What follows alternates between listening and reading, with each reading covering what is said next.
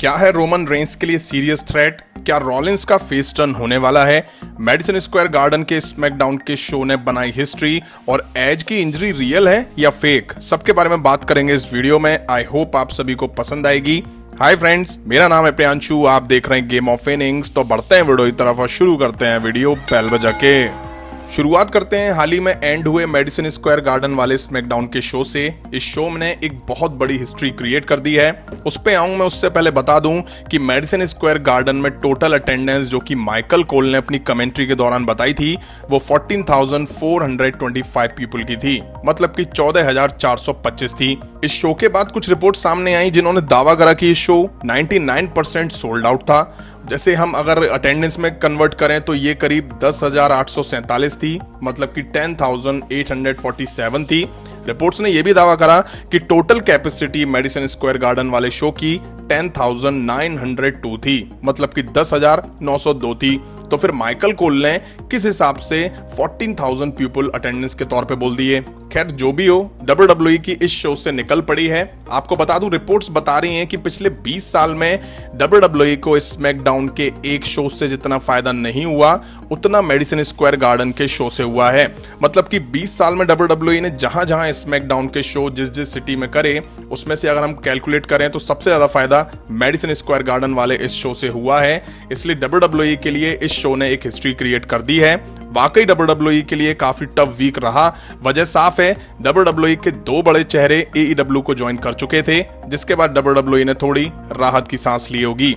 Next update जुड़ी हुई है सेथ रॉलिंस से। जैसा कि हाल ही के मैडिसन स्क्वायर गार्डन वाले स्मैकडाउन में एज वर्सेस सेथ रॉलिंस के बीच जबरदस्त मैच दिखा था, जिस मैच में जीत सेथ रॉलिंस की हुई थी। और ये तब हुई जब सेथ रॉलिंस ने एज को लो ब्लो दिया था। यहां तक आते आते ये मैच काफी इमोशनल हो चुका था। इसके बाद सेथ रॉलिंस ने 3 सुपर किक और कर्ब स्टॉम्प देके मैच जीत लिया था।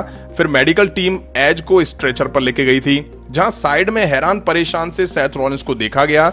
वहीं जब एज एम्बुलेंस में गए थे तब वहां सेथ रॉलिंस खड़े देखे गए थे और उनका रिएक्शन जैसा था वैसा किसी हील सुपरस्टार का नहीं होता है। जिसके बाद कहा जाने लगा है कि सेथ रॉलिंस अब जल्दी फेस टर्न करने वाले हैं और इसकी शुरुआत मैडिसन स्क्वायर गार्डन वाले स्मैकडाउन के शो से हो चुकी है। अब आप सभी को बता दूं, सेथ रॉलिंस सर्वाइवर सीरीज 2019 के बाद से ही हील के तौर पर हमें दिखाई दे रहे हैं। उस टाइम उन्होंने खुद को मंडे नाइट मसीहा का नाम दिया था। तब से लेके वो अब तक हील के तौर पर ही दिखाई दे रहे हैं, जिन्हें लगभग 22 महीने का टाइम हो चुका है, जो कि काफी लंबा टाइम होता है। इसलिए हो सकता है कि WWE अब सेथ रॉलिंस का बेबी फेस टर्न करवाने वाली हो। वहीं सवाल यह भी है कि जिस तरह से सेथ रॉलिंस ने मैच जीता, उसके बाद क्या एज और सेथ रॉलिंस के बीच सब खत्म हो गया? वो आने वाले टाइम में पता चलेगा। अब बात कर लेते हैं रेटेड आर सुपरस्टार एज के बारे में। सेथ रॉलिंस के खिलाफ मैच के बाद एज को स्ट्रेचर पर एरिना से बाहर ले जाया गया, जो कि फैंस के लिए काफी इमोशनल मोमेंट था। फैंस को डर था कि कहीं एज के साथ क्या हुआ है। वहीं जिस तरह से WWE ने उनको एरिना से निकालकर एम्बुलेंस में भेजा, उसके बाद सवाल यह कि एज इंजर्ड है। तो देखिए, 3 सुपर किक, एक कर्ब स्टॉम्प, जिससे एज की नेक पे तो इफेक्ट जरूर आया होगा। वहीं नेक जिसकी वजह से एज इतने सालों तक WWE से दूर रहे थे। अब मेरा इस पे मानना है कि एज को जिस तरह से एरिना से ले जाया गया है वो एक स्टोरी लाइन का हिस्सा है, क्योंकि मैच में किसी भी तरह के चेयर, टेबल, स्टिक कुछ भी यूज नहीं हुई हैं। हो सकता है कि WWE एज को नॉर्मल चेकअप के लिए लेके गई हो। ऐसा इसलिए क्योंकि एज के सीरियस होने की वजह मुझे नजर नहीं आती। इसके पीछे जो वजह है वो ये कि WWE ऐसा दिखा के अब एज को कुछ महीने का ब्रेक देगी, इसलिए एज को एरिना से स्ट्रेचर पर लेके जाया गया और दिखाया ऐसा गया कि एज की कंडीशन सीरियस है। वहीं फैंस को इमोशनल कनेक्ट करने के लिए भी WWE ने यह दांव खेला है। एज पिछले काफी टाइम से लगातार दिखाई दे रहे हैं और अब उनके लिए स्मैकडाउन में कोई तगड़ा अपोनेंट नहीं दिख रहा है, जिस वजह से अब WWE ने उनको ब्रेक देने की सोची है। अब WWE हो सकता है कि कह दे कि एज इंजर्ड है। मुझे लगता है कि एज अब सर्वाइवर सीरीज के आसपास शायद वापसी कर सकते हैं। इट मींस एक्सट्रीम रूल्स में शायद हमें एज नहीं दिखाई देंगे। अगर दिखाई भी देते हैं तो फिर से सेथ रॉलिंस के साथ मैच के अलावा WWE के पास कोई ऑप्शन नहीं होगा। वहीं सेथ रॉलिंस भी शायद एक्सट्रीम रूल्स में हमें ना दिखाई दें, क्योंकि WWE 2 वीक में सेथ रॉलिंस को लेके नया कुछ प्लान नहीं कर पाएगी एक्सट्रीम रूल्स PPV तक।